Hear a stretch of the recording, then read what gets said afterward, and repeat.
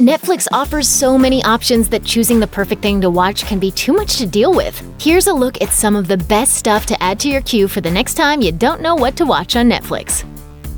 What if John Wick was more violent, more nihilistic, with a gleeful undercurrent of shock humor and an honest exploration of the mental effects of a violent life? That's Polar, the messy story of one man's quest to relax and secure his pension. Mads Mikkelsen, the Danish actor best known for his starring role on the stylish TV version of Hannibal, stars as Duncan Vigela, a highly effective assassin forced by his corporate bosses to retire at age 50 and enjoy his golden years. Of course, his company plans to kill him off to avoid funding his payout. From a lovely cabin in Montana, Duncan has to fight off some violent attacks while also dealing with PTSD and forging a friendship with a neighbor with demons of her own. Groundhog Day may seem like a comedy, but it's actually a horror movie. Seriously, a guy is such a nasty person that the universe spontaneously conspires to make him shape up by sticking him in a time loop from which he cannot escape. That's a living nightmare. ARC takes Groundhog Day for the horror movie it is and runs with it. Robbie Amell stars as an engineer responsible for a world-changing technology only to find himself dealing with a home invasion brought on by bad dudes who want his technology for their own means. Our protagonist gets stuck in a time loop, forcing him to experience his horrible situation over and over again until he can find a way out. Today is repeating. Tell me you remember. Come on, you have to remember. Have you lost your mind?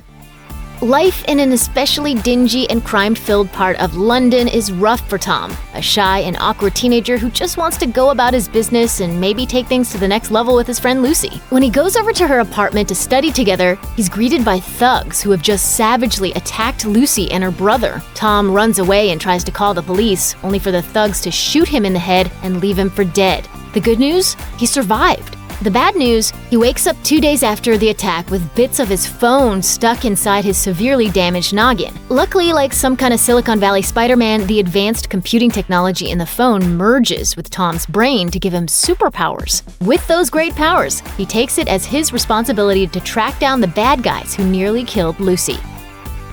Based on a Stephen King novel from the early 90s, Gerald's Game begins like those countless erotic thrillers that populated late-night cable TV in that era. Married couple Gerald and Jesse go away for a sexy weekend in a cabin in the woods. But nothing good ever happens to people in a Stephen King story. They engage in some increasingly troublesome bedtime play which suddenly ends when Gerald dies of a heart attack while Jesse remains cuffed to the bed. With very little hope of escape or rescue, Jesse's mind rears up to attack her, presenting numerous hallucinations that feel real. Gerald's Game more or less takes place all in one room, making the horror that much more intense and palpable. The film creates an intimacy and emotionally powerful connection with Jesse as the horror unfolds.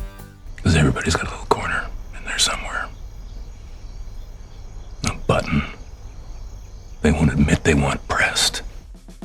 What if Baby Driver wasn't a soundtrack-driven action comedy and was instead an unpredictable, intricately plotted suspense thriller about a getaway driver having his worst ever day at work? That's the logline for Wheelman, which also feels like the greatest Jason Statham movie that Statham never made. Frank Grillo portrays the unnamed, unflappable Wheelman in a bank heist scheme, just out of prison and in debt to a Boston crime family. Everything that could go wrong does. But it's not all that funny. It's stressful enough driving a getaway car for a robbery, and it's even more nerve-wracking for the Wheelman when he gets more or less carjacked by another band of mysterious criminals. Much of the action takes place inside the car and inside the head of the Wheelman, speeding along from one high-pressure situation to another. James Badge Dale plays Klein, one of the smartest people in the world. Klein is a DARPA scientist employed by the US military to develop weapons technology to use in the ongoing Moldovan war in Eastern Europe. He's summoned to the front lines to consult on some strange findings captured by one of his best gadgets, hyperspectral goggles. It would seem some troops wearing the goggles spotted some ghostly figures out in the wild that tend to kill whatever they come in contact with. Before the military can report to their higher-ups, they need Klein to figure out just what it is, and so he goes off into the war zone to stalk the beast alongside a special ops team and a CIA operative. What they find is way worse and more complicated than they thought possible. A harrowing war movie with elements of District 9 and Predator thrown in, Spectral is clever, intense, and worth a watch.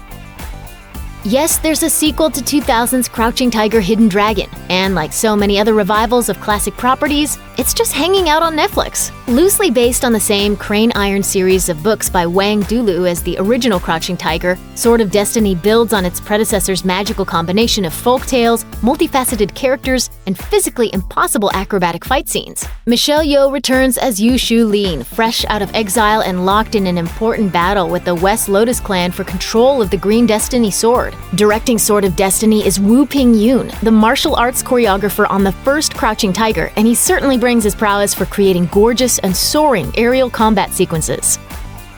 Snowpiercer is one of the most original, thoughtful, and unpredictable science fiction movies in recent memory. The film takes place in a dystopian near future, in which some malfunctioning technology has triggered a new ice age and killed almost all life on Earth. The humans that survive board Snowpiercer, a gigantic super train that never stops circling the entire planet. By 2031, the onboard society has split into the wealthy, who get the luxury cars in the front of the train, and the impoverished, who are forced to eat food cubes and live in subhuman conditions in the tail. Rebels living in the tail of the train lead a revolt after people living in the front, led by spooky Minister Mason, go too far. It all gets even more chaotic and compellingly strange from there.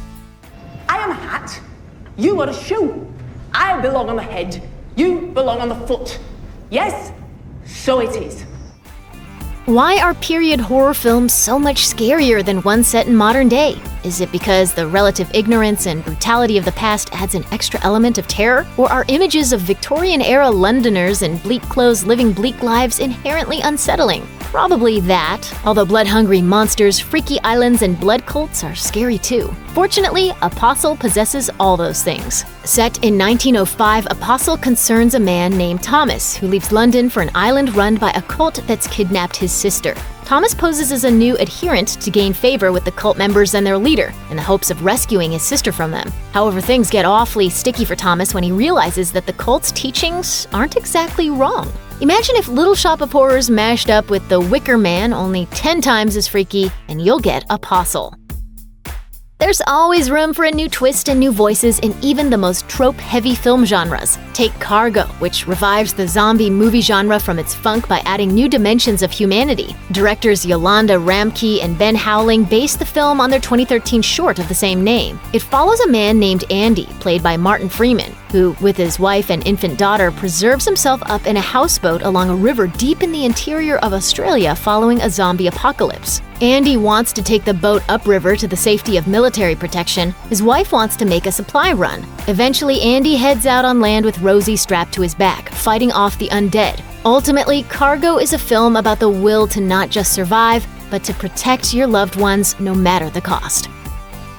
I Am Mother, the feature debut by writer-director Grant Sputore, takes place after an apocalyptic, extinction-level event has wiped out all of humanity. Fortunately, a repopulation contingency plan springs into action. A robot named Mother activates in a secure lab facility and raises one of 63,000 human embryos pre-frozen by scientists should life ever cease to exist. Mother then raises her human daughter, helpfully named Daughter, through a pleasant childhood, until things get prickly during the teen years. Daughter discovers a living mouse and wonders if there's more life beyond her four walls. But then she finds out there really is when an adult human woman comes knocking at the facility door. I Am Mother is ultimately a thrilling, chilling, and even oddly touching allegory about parenthood and letting go.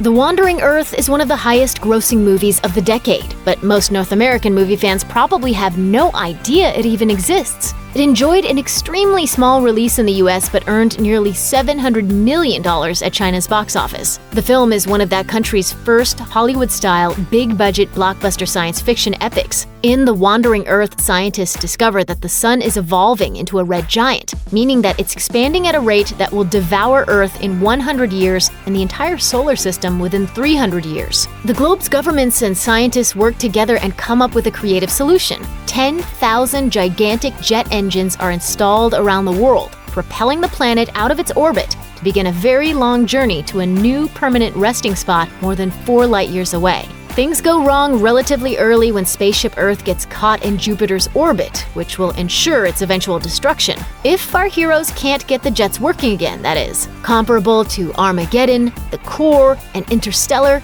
The Wandering Earth is a fun and accessible sci-fi adventure. Filmmakers can use the limitless tools and imagination of science fiction to say something about the world, and Stefan Bristol explores some powerful themes with See You Yesterday. Bristol and his talented young cast combine sci-fi tropes with brutal social commentary. This time travel thriller is about the future and the past, but really, it's about the present. CJ, played by Eden Duncan Smith, is a precocious and preternaturally gifted young scientist who, with her best friend and collaborator Sebastian, has constructed a rudimentary but functional time machine. They just want to go back in time by a day to look around and then come back so as not to butterfly effect the past and rewrite history. But See You Yesterday is set in the predominantly African-American Brooklyn neighborhood of Flatbush, and CJ's brother Calvin is horrifyingly shot down in the street by the police. CJ has to use her device to go back and attempt to save her brother's life while battling against the time loops and complications she both causes and encounters. See You Yesterday is a heartbreaking, thoughtful movie, one that's laced with great sci-fi references as well as the Jamaican influence that permeates Flatbush culture. Don't waste any more time. See this movie. Check out one of our newest videos right here. Plus, even more Looper videos about Netflix gems are coming soon. Subscribe to our YouTube channel and hit the bell so you don't miss a single one.